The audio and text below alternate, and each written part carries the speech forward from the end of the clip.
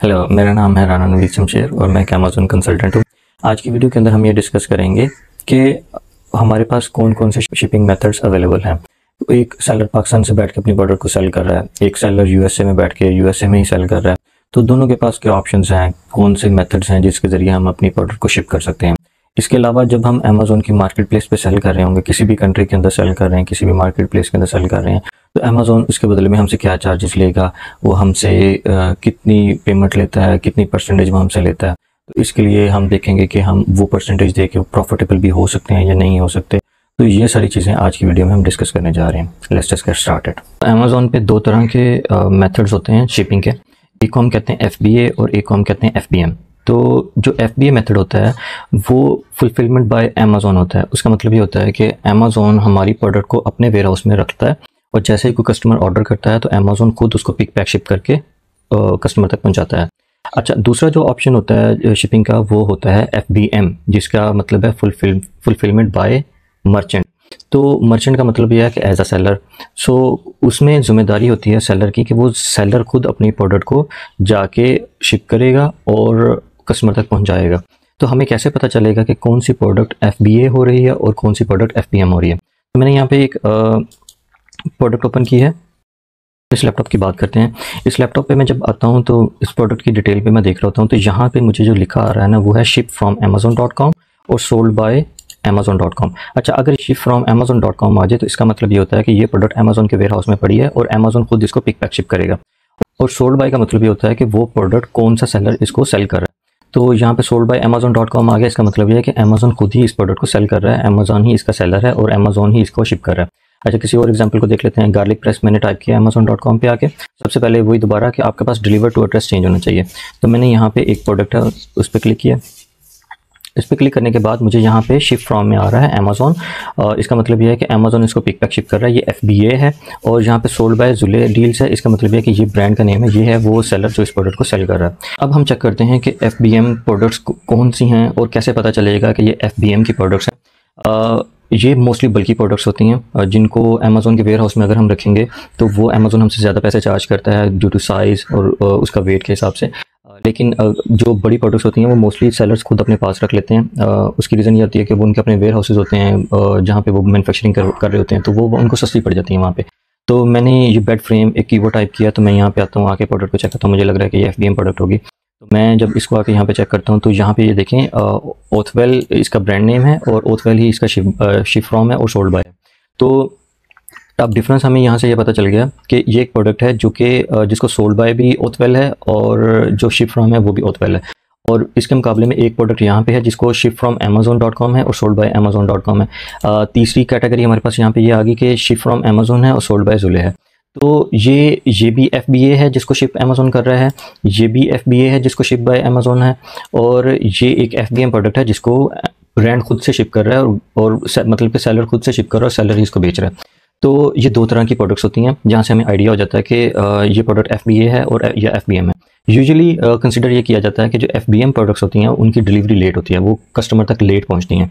मैं आज के दिन में ये वीडियो बना रहा हूँ और आज 12 सितंबर है, तो मैं अगर इसको आज ऑर्डर करूँगा तो ये मुझे FBM वाली जो प्रोडक्ट है वो मुझे 17 सितंबर को मिलेगी।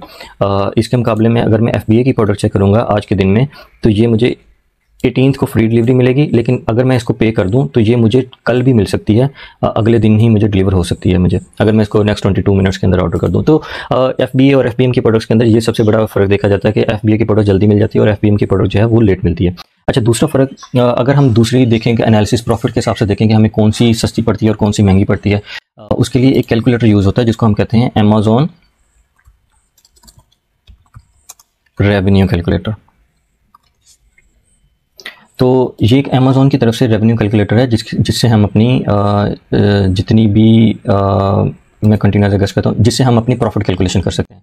अच्छा, इसमें दो तरह से होता है कि या तो हम अपनी डिफाइंड प्रोडक्ट कर दें कि हम हमारी जो न्यू प्रोडक्ट होगी उसमें वो उसके कौन से स्टोर में हमने रखनी है, उसके मेजरमेंट्स क्या हैं, उसकी कैटेगरी कौन सी है, उसकी प्राइस क्या है, शिपिंग चार्जेस क्या है, ये सारी चीज़ें हम दूसरा वे ये होता है कि अगर मेरी ये प्रोडक्ट मुझे लगता है कि मैं इसकी प्रोडक्ट को कॉपी कर रहा हूँ तो मैं यहाँ से क्या करूँगा, मैं इसके एसन को यहाँ से कॉपी करता हूँ। एसन क्या होता है हम अगली वीडियोज़ में देखेंगे। तो यहाँ पे पेस्ट कर देता हूँ और यहाँ से मैं इसकी प्रॉफिट कैलकुलेशन स्टार्ट करता हूँ। अच्छा, अगर ये प्रोडक्ट मुझे लेट्स सपोज मुझे यहाँ पे कुछ चीज़ें दी हुई हैं अमेज़न ने कि मैं अमेज़न इस पर इतनी फ़ीस चार्ज करेगी, डिपेंड करता है प्राइस पे। अगर मैं इसकी प्राइस को चेंज करूँगा लाइक 10, अगर इसको मैं 10.99 कर दूंगा तो ये देखें 1.95 है। जैसे इसकी मैं प्राइस चेंज करूँगा ये अमेज़न की फ़ीस भी कम हो जाएगी, परसेंटेज ले रहा होता है अमेज़न हमसे। तो अगर ये 12.99 की है तो इसमें अमेज़न हमसे 195 चार्ज कर रहा है। इसके बाद इसकी ये इनबाउंड कॉस्ट है।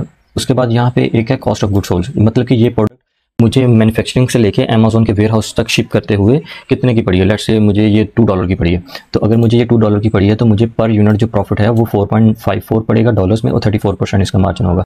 अब इससे आप खुद अंदाज़ा लगा लें कि अगर एक प्रोडक्ट मुझे $2 में शिपमेंट के साथ मिल रही है जो कि अमेज़न के वेयर हाउस तक पहुँचेगी, और उस प्रोडक्ट को मैं सेल करूँगा 12.99 के अंदर, और इसके बाद मुझे इसके अंदर $4.54 इसके अंदर प्रॉफिट होगा। अमेज़न खुद देख लें कि वो कितना चार्ज कर रहा है। अच्छा, ये है FBA की कैलकुलेशन और ये है FBM की कैलकुलेशन। FBM के अंदर अमेज़न अब हमसे फ़ीस ले लेगा, यहाँ पे भी वो फ़ीस है, डिफरेंस चेक करते जाइएगा। यहाँ पे भी वो फ़ीस है, इस फ़ीस के अंदर रेफरल फ़ीस है, मतलब कि जो भी परसेंटेज वो ले रहा है अमेज़न हमसे। दूसरे नंबर पे जो डिफरेंस है यहाँ पे दोनों के अंदर वो है FBA फ़ीस का। इसके अंदर स्टोरेज फ़ीस नहीं हम पे कर रहे, ठीक है। उसके बाद इनबाउंड कॉस्टिंग है वो हम यहाँ पे नहीं कर रहे। उसके बाद हम यहाँ पे देख रहे हैं कि वो किस लोकेशन के अंदर वो भेजना है, तो FBA की फ़ीस है। प्लेसमेंट सर्विस फीस वो हमसे ले रहा है। उसके अंदर $2 हैं, तो वो $2 वही है जो हमारी कॉस्ट ऑफ प्रोडक्ट है, ये $2 यहाँ पे है। तो अब हम प्रॉफिट में देखें तो यहाँ पे हमें $9 का प्रॉफिट हो रहा है 69% मार्जिन के साथ। यहाँ पे $4.54 का प्रॉफिट हो रहा है और नेट मार्जिन 34% है।